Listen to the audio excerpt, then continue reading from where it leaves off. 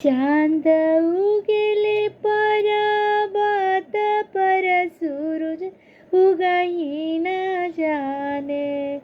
चांद उगेले पर्वत पर सूरज उगाई न जाने।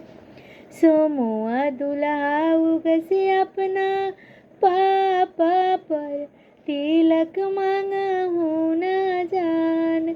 सोमुआ दुल्हा उगसे अपना पापा पर तिलक मांगा हूँ न जान।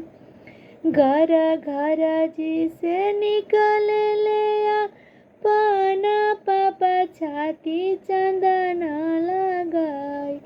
घर जी के बोले ले पाना चाचा छाती चंदन लगाई। 9 लाख तिलक हम ले के बबुआ बियाह न जाय। 9 लाख तिलक हम ले के बबुआ बियाह न जाय। बिनती से बोले ले पाना बापा छाती भभूति लगाई। 9 लाख तिलक कहवा पाइब बबुआ बियाह न जाय।